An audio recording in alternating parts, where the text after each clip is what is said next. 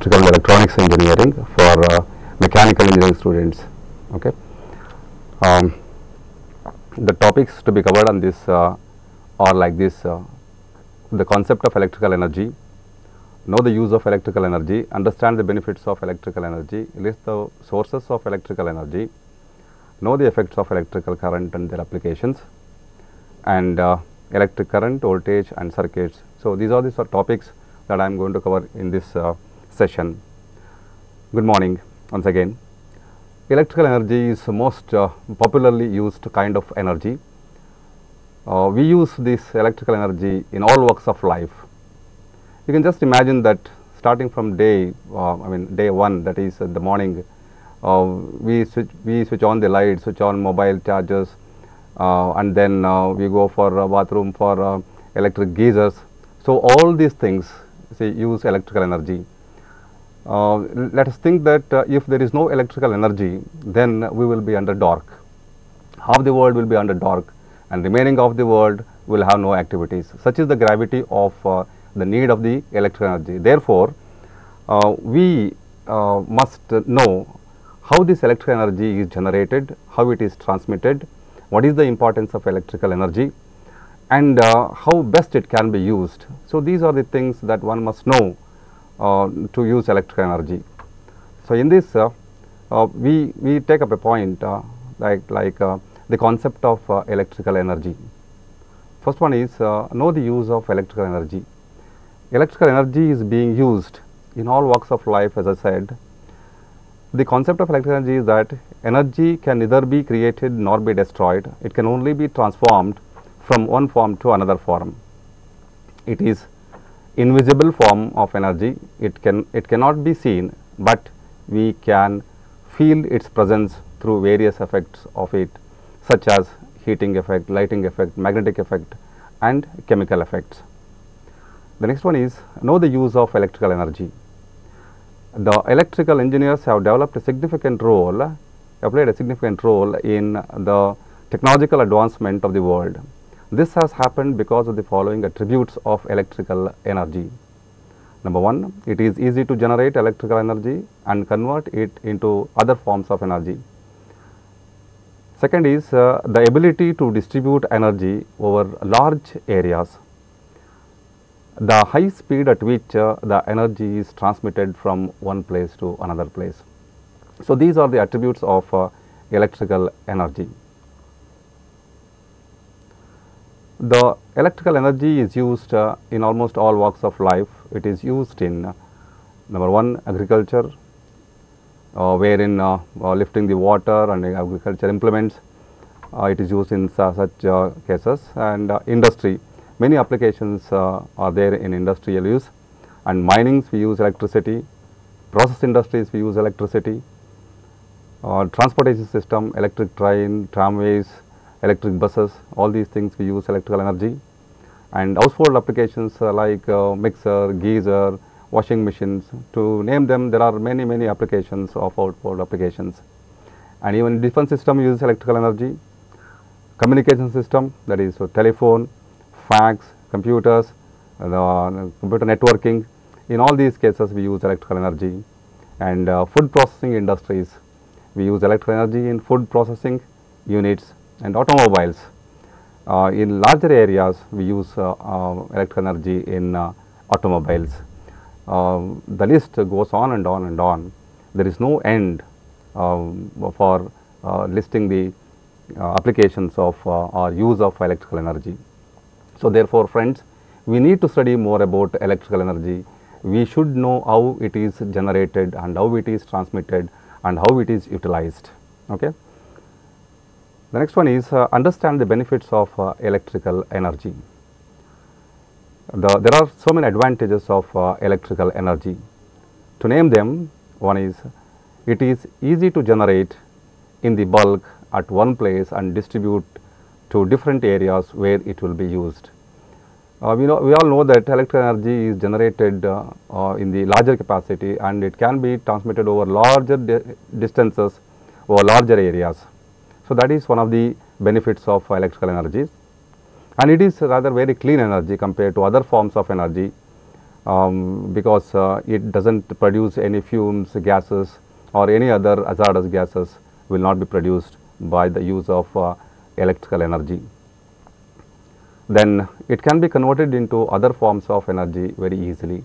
That is, the form to which it is converted is it can be really converted into any other forms of energies, because we may need energy in the different forms. Maybe it is mechanical energy, maybe it is thermal energy.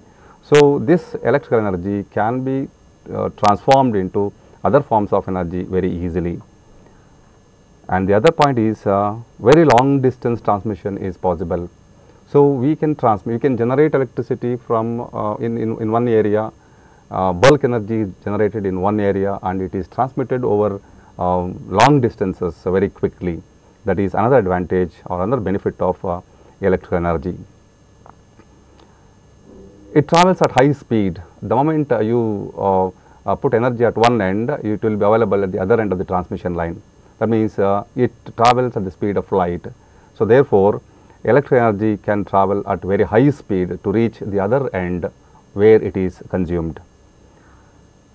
Then next is no health hazards. As I said, it does not produce any fumes, dangerous gases such as carbon dioxide, carbon monoxide, all these things, all these gases will not be produced, and therefore, in terms of in respect of health, there are no hazards that are produced by electrical energy, either in terms of using of electrical energy or in the generation of electrical energy, and it can be controlled very easily. So, the generation, transmission and distribution and usage of electrical energy, all these sectors in the energy can be easily controlled. That means generation can be controlled very easily and transmission can be controlled very easily, and distribution of energy can be controlled very easily, and again the usage of electrical energy can also be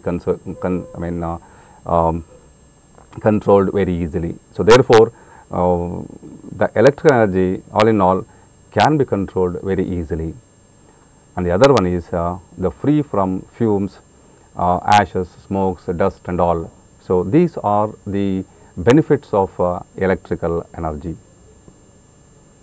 And the other point is list the sources of electrical energy. So, we have to list the sources of electrical energy. The available sources of electrical energy can be classified into two forms. One is conventional sources of energy, or it can also be called as non-renewable sources of energy. Number 2, non-conventional sources of energy or renewable sources of energy. So, these are the two basic types of electrical energy.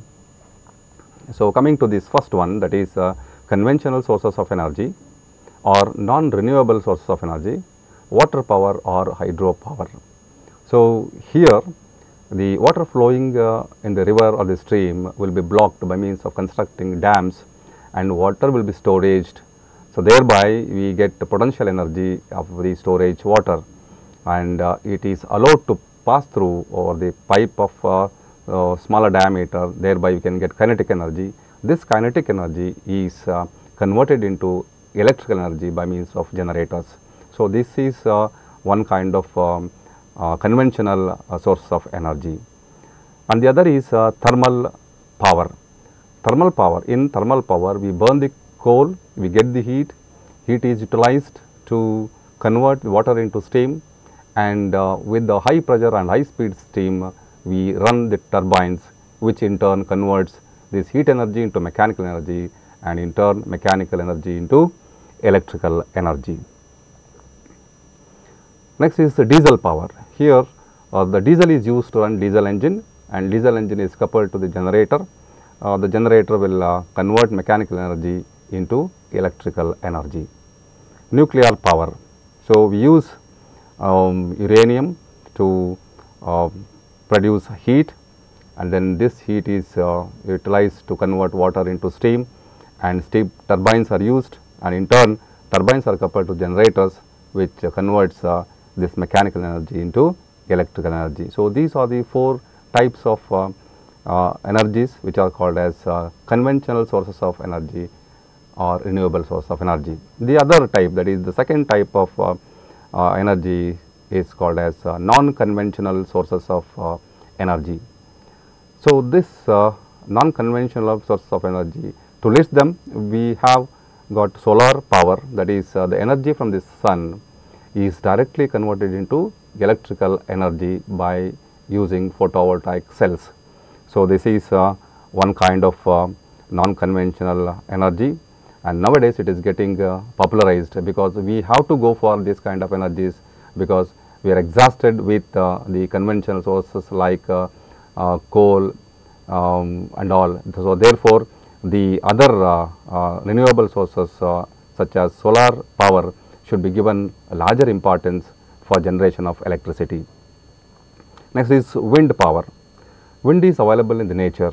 So, we have to maneuver the velocity of wind in converting wind velocity or the energy in the wind into electrical energy by means of windmills. As you can see in the figure, we have we can install windmills to convert the wind energy into electrical energy. Next, the tidal energy. So, enormous amount of energy is available in the sea water. So, the waves will be continuously flowing towards the beaches, and we can convert the energy contained in the waves into the electrical energy, and that kind of energy is called as tidal power. So, that is another kind of non-conventional energy. So, geothermal power. In this case, a lot of hot gases will be coming out of the earth, and that can be used to convert that can be used into convert that into electrical energy.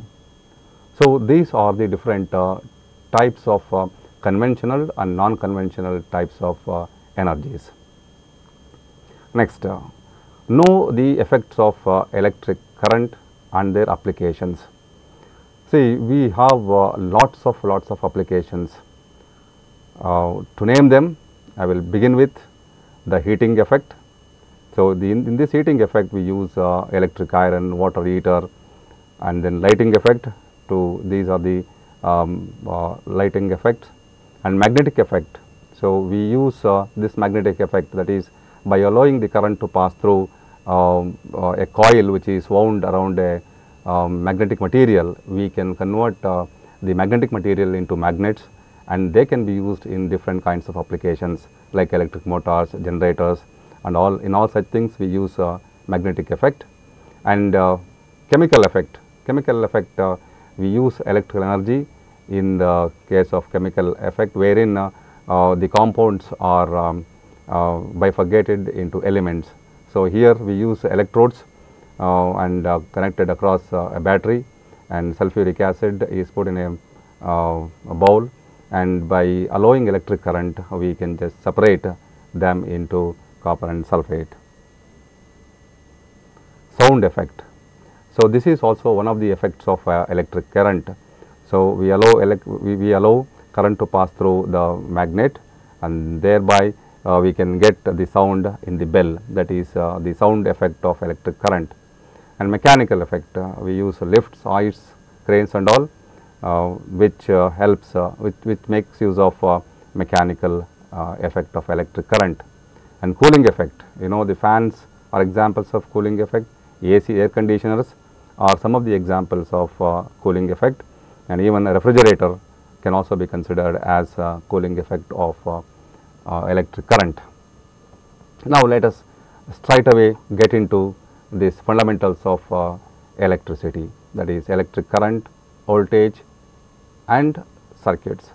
What is electric current and what is voltage and what is EMF? All these things will have to be discussed in detail. First of all, let us see what is electric current. As you all know, any matter, whether solid, liquid or gas, consists of smaller particles possessing all the properties of matter. This particle is called molecule. These molecules are made out of still smaller particles called atoms. If the molecules consist of similar atoms, the matter is called an element. If the molecules consist of dissimilar atoms, the matter is called compounds. That means, all the matters like solid, gas, liquid, all these matters are made out of molecules, and in turn the molecules are made out of one or two or more than one atoms. If the molecules consist of similar atoms, then it is called as an element. If the molecules consist of dissimilar atoms, then it is called as the compound. See the structure of atom. Atom consists of a central nucleus, which in turn consists of protons and neutrons, and surrounding that we have the electrons, which are revolving around the nucleus. So, they are distributed. The number of electrons of a substance depends on the element here. Number of electrons distributed in different orbits depends on the formula, that is 2n square, where n is the number of orbits. For example, in the first orbit, in the innermost orbit, we do have 2 electrons that are surrounded by that are revolving around first orbit, and in the second, that is we have 8 electrons. Like that, they are distributed by following the what is called as the formula, that is 2n square. If all the orbits are having the electrons which is equal to 2n square, then we say that those orbits are complete orbits. That means electrons are filled with required number of electrons are called as complete orbits, and there are some elements, there are some substances whose outermost orbits will not have complete number of electrons. So, they fall short of some numbers according to 2n square formula. So, here is that there are points to be named here. An atom consists of number 1, hard central core called nucleus. Around the nucleus there are number of electrons moving in elliptical orbits. They are called as orbits of electrons. The nucleus consists of protons carrying positive charge and neutrons which are electrically neutral. The mass of protons and neutrons are equal. The protons and neutrons are held together by strong nuclear force. So, this is the structure of atom. So, based upon which we can define what is current and what is electricity and all. So, here some of the details regarding the electrons and charge carried by the electrons are like this. The charge of an electron is 1.602 in 10 to the power of minus 19 coulombs. The mass of the proton is 1.66 into 10 to the power of minus 27 kg. The mass of electron is 9.1 into 10 to the power of minus 31 kg. Under normal condition, an atom is electrically neutral. That means the atom without any external force will be electrically neutral. If electrons from outermost orbits are removed by external force, an atom becomes a positive ion. If an electron is added to the atom by an external force, the atom becomes a negative ion. So, here you just observe the points here. The electron from outermost orbits are removed. If the electrons are removed from an atom, then it becomes a positive ion. If an electron is added to that, then it becomes a negative ion.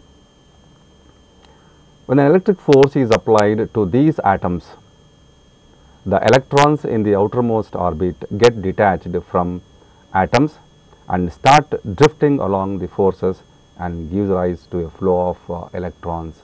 So, this is the most important point which relates to the flow of electric current. I will just repeat it. When an external force is applied to these atoms, the electrons in the outermost orbit get detached from atoms and start drifting along the forces and gives rise to flow of electrons. This continuous flow of electrons in a particular direction is called as electric current. So, here what we have to remember is that we must know the atomic structure of an element, and based upon atomic structure we can get the current, that is the classification of conductors, semiconductor insulators have been done. But before that, to get the current in the external circuit or for the to get the flow of electrons to form electric current, we have to remove the electrons from the outermost orbit of an atom by external force. So, if electrons are removed, then these removed electrons will be drifting along the force of action, and this continuous flow of electrons is called as the electric current. Look at this figure here. We have the battery that is connected and we have a lamp, and this battery will have positive terminal and a negative terminal. So, the electrons in the material will be attracted by positive plate of the battery, and then it goes along the circuit. So, here the flow of electrons is shown by means of arrow marks that can be seen very clearly in the figure. So, you have battery, lamp and electrons flow. This continuous flow of electrons is called as electric current in the circuit. Look at these points here. When a battery is connected to the ends of the material, here a material is shown, and to the ends of this material a battery is connected. The electrons in the materials drift in one direction, constituting an electric current. That means, electrons being negatively charged particles are attracted by positive terminal of the battery, and thus thereby there is a constitution of flow of electrons, which in turn results in the flow of electric current. The continuous flow of electrons in a particular direction in the conductor is called as electric current. The unit of current is ampere, and it is represented by capital I or small I. 1 ampere.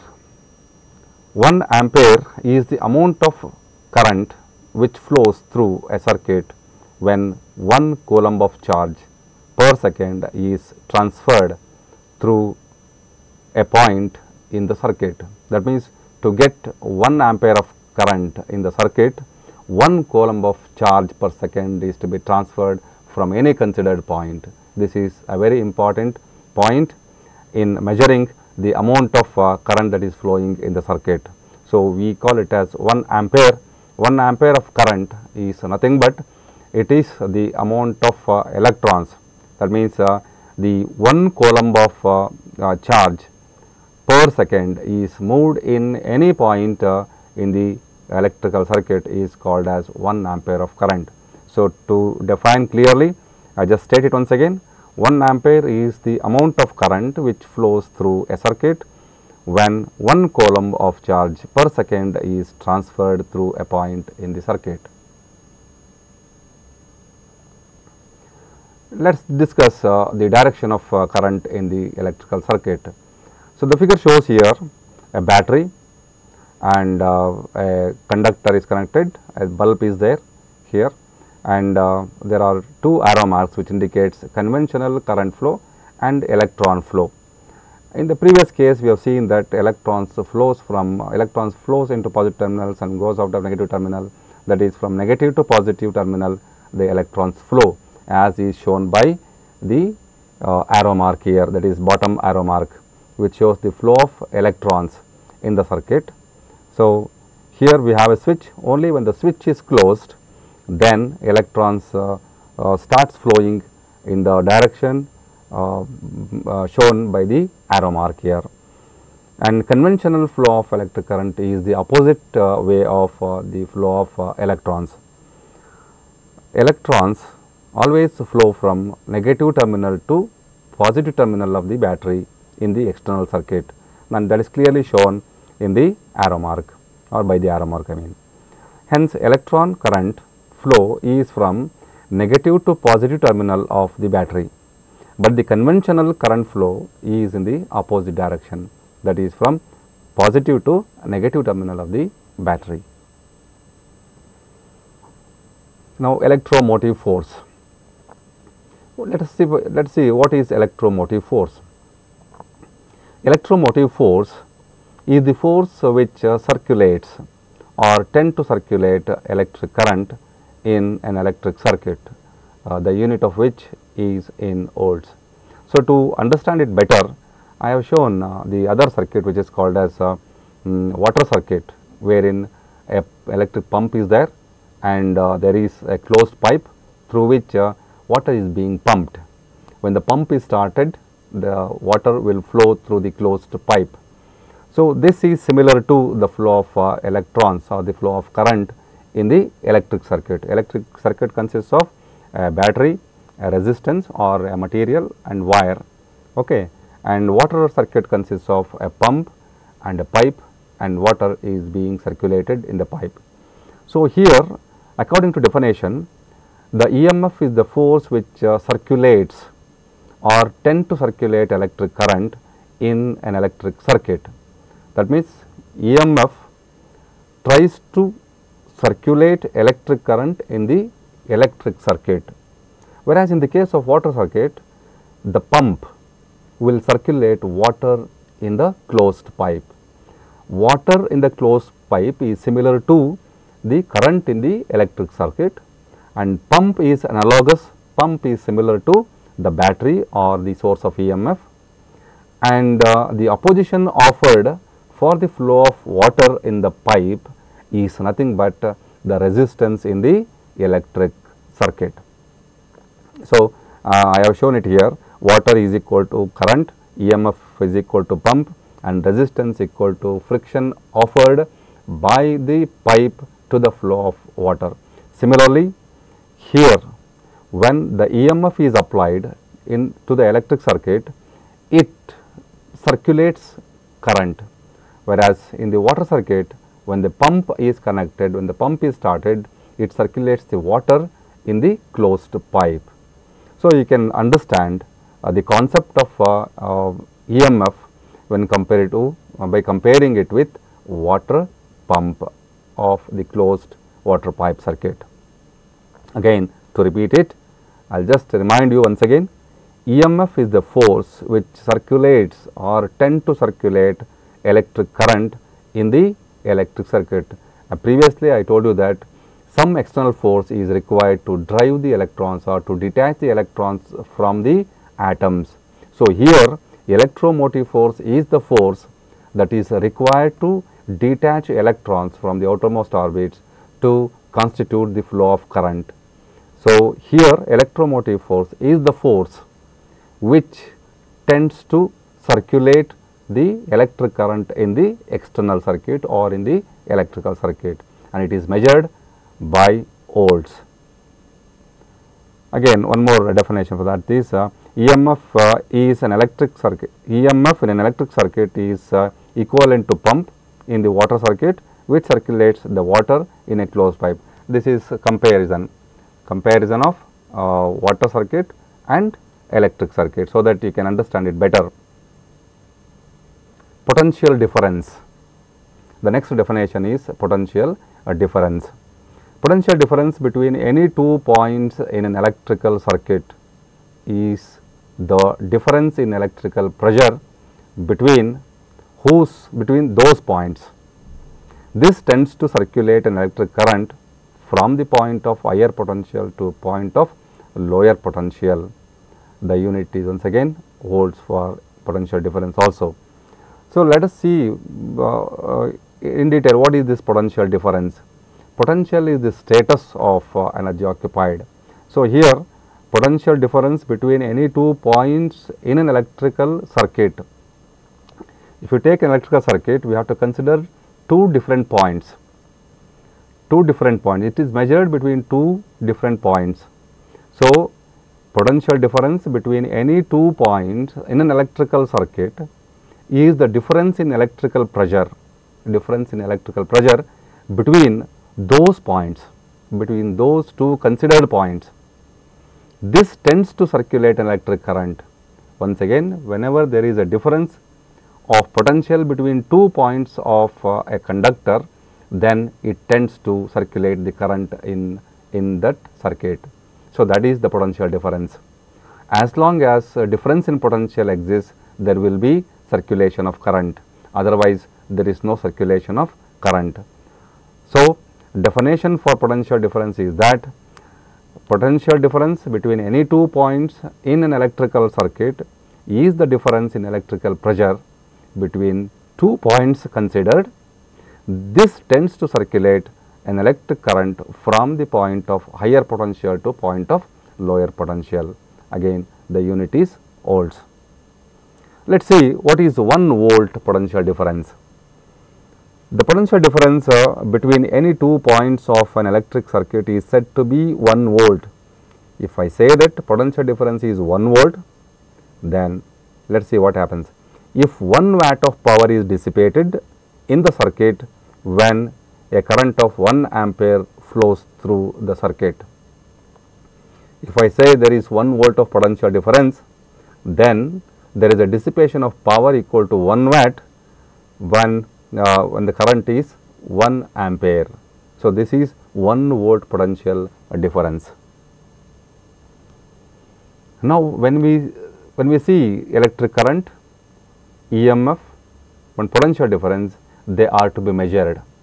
These quantities, that is electric current, electromotive force and potential difference, will have to be measured. So, we use instruments to measure the quantities such as electric current, electromotive force and potential difference. So, 2.3 consists types of instruments used to measure current, EMF, potential difference. The meters used to measure current are ammeter, multimeter, milliammeter can be used to measure current. Here I have shown one meter.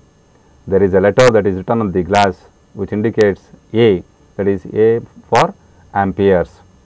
So, it has got different ranges and there are 3 types of ammeters. One is ammeter, milliammeter and multimeters are the 3 kinds of meters which are used to measure current.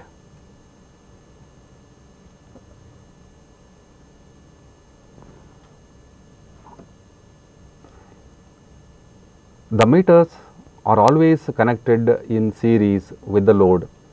One point to be remembered here is that ammeter should always be connected in series with the source and the load as is shown in the circuit diagram. A within a circle, A is written, that indicates ammeter and it is connected in series with the load. The range of ammeter varies from few 0 to few milliamperes, 0 to few microamperes and 0 to hundreds of amperes. So, ammeter is measured by, current is measured by ammeter and there are 3 varieties of ammeters. One is ammeter to measure higher range of current, millimeter the low range of current and multimeters can also be used to measure the current. And another important point is that the ammeter should always be connected in series. Again, constructionally and according to use, ammeters can be classified in the following types. One is permanent magnet moving coil ammeter, it is called as PMMC. It is used to measure direct current, it cannot be used for alternating current measurement. Second type is moving iron ammeter, which is called as MI meters, used to measure both AC and DC currents. And third type is dynamic type moving coil ammeter, that is DMMC, it is used to measure both AC and DC currents. And the fourth category is hot wire instruments used to measure both AC and DC currents. Ammeters have very low resistance with few number of turns of wire with a thick wire on thin coil. See here construction of ammeter, the wire it will have minimum resistance, that is low resistance meters they are, and they will have a lesser number of turns of thick wire. So, that is regarding the wire, that is coil that is used in the ammeter. Meter used to measure voltage. So, voltmeter is used to measure voltage or potential difference or EMF. Voltmeters also are available depending upon the range of voltage.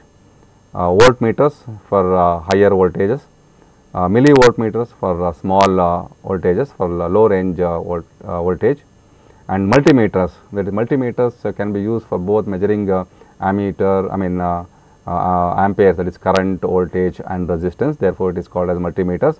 Multimeters are used in both the cases, that is measurement of voltage and measurement of current and measurement of resistance. The point to be remembered in respect of voltmeter is that it must always be connected across the load, that is parallel to the load. So, only then you should consider 2 points.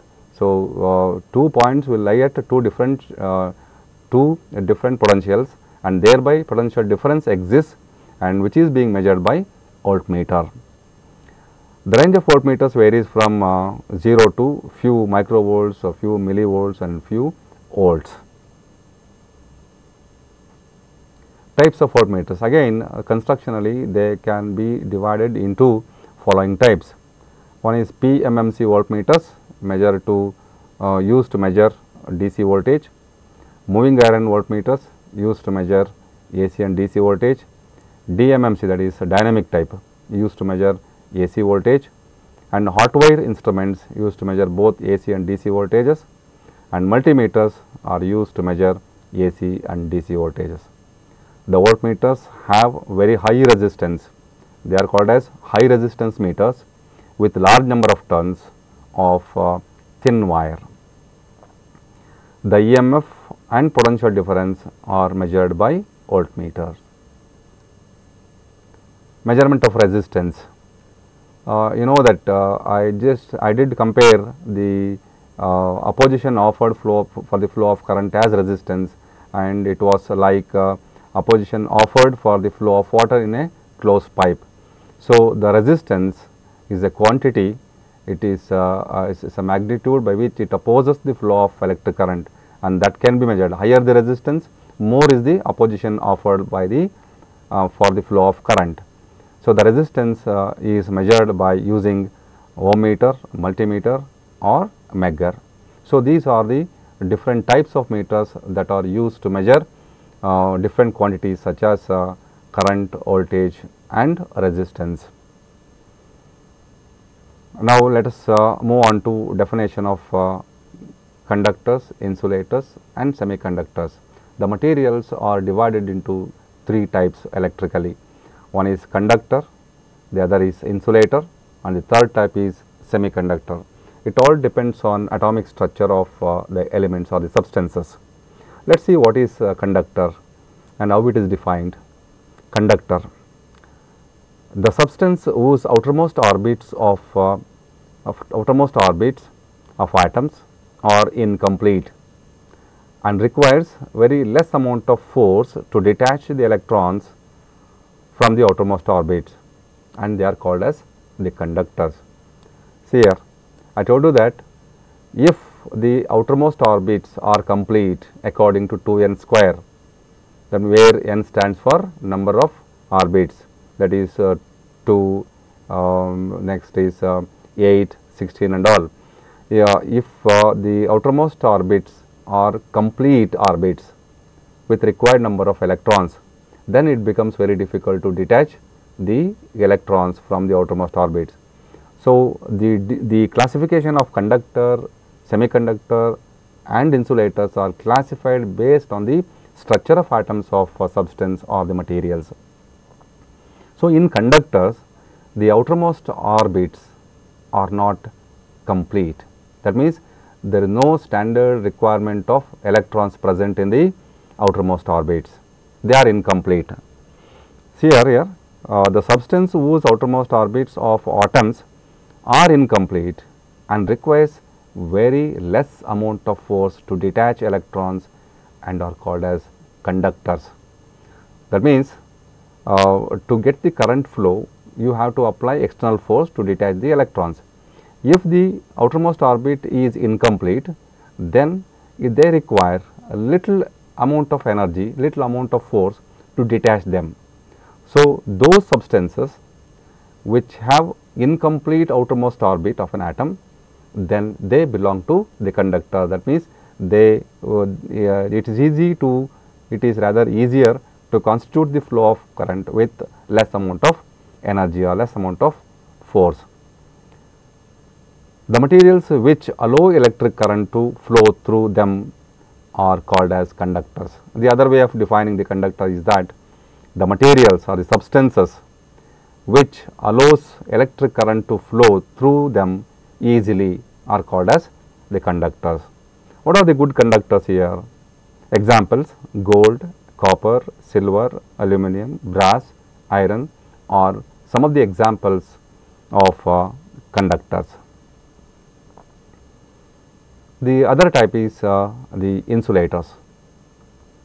Again, it also depends on number of electrons present in the outermost orbit.